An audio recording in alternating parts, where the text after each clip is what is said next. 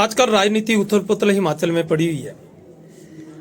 6 विधायक जिन्होंने पहले रिजाइन किया, वो एक पापी की संज्ञा दी गई थी बीजेपी के द्वारा, अगर सोशल मीडिया में पुराने वीडियो देखे जाए। अब जैसे ही भाजपा का उन्होंने बैनर के तले आए हैं, वो पाक साफ कैसे हो गए और आगे क्या रणनीति क्या है? ये जो लोग भाजपा के कार्यकर्ता उन विधानसभा क्षेत्रों में तन मन धन से काम कर रहे थे, उनका क्या, इस बारे में आपका क्या कहना है? देखिए, इस विषय के बारे में हमारे प्रदेश अध्यक्ष और हमारे जो लीडर ऑफ द हाउस हैं, उन्होंने दोनों ने इस विषय के बारे में पूरी जानकारी दी है।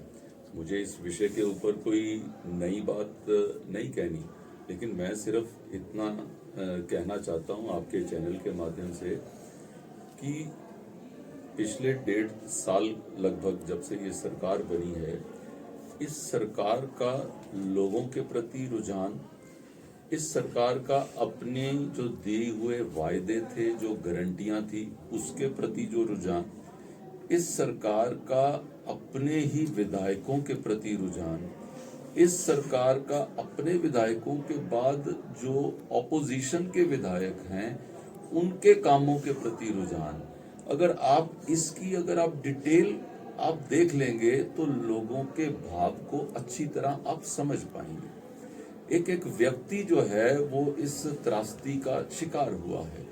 मैं बार बार उस विषय के ऊपर आऊं, 1500 रुपए की गारंटी के बारे में आऊं, गोबर बाय करने की गारंटी पे आऊं, दूध बाय करने की गारंटी पे आऊं, ओपीएस की गारंटी पे आऊं। आज कॉमन एक नागरिक जो है हिमाचल प्रदेश का, वो अपने आप को ठगा सा महसूस कर रहा है। उसका कारण क्या है?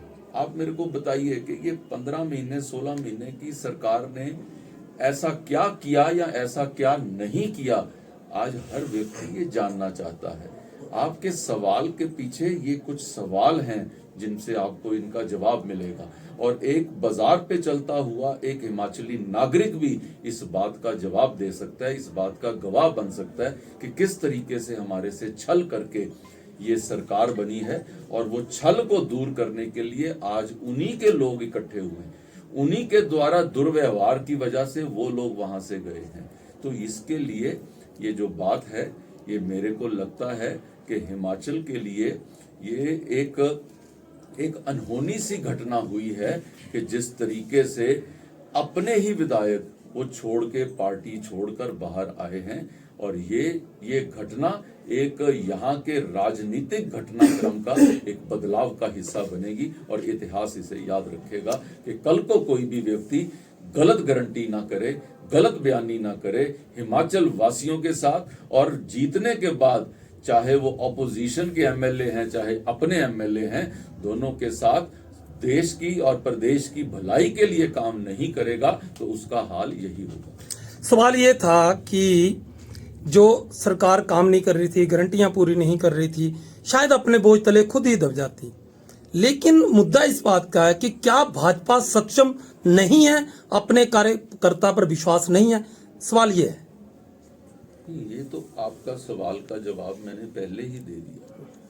इनकी सक्षमता के ऊपर तो कोई क्वेश्चन ही नहीं है, लेकिन राजनीतिक घटनाक्रम को देखते हुए ही निर्णय लिए जाते हैं, और ये निर्णय आप भी समझ सकते हैं और आम जन भी समझ सकते हैं। इसके ऊपर जो कोई क्लैरिफिकेशन की आवश्यकता ही नहीं है।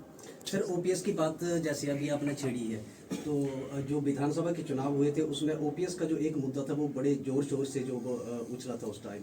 अगर उपचुनावों में बीजेपी की सरकार बन जाती है तो क्या ओपीएस रेगुलर रहेगा या फिर उसमें उसको चेंज कर दिया जाएगा? राजस्थान के तर्ज पर इसका घटनाक्रम तो चुनाव के बाद ही इसके ऊपर बात की जानी चाहिए। इस समय तो ये बात थोड़ी भ्रमित करने वाली है।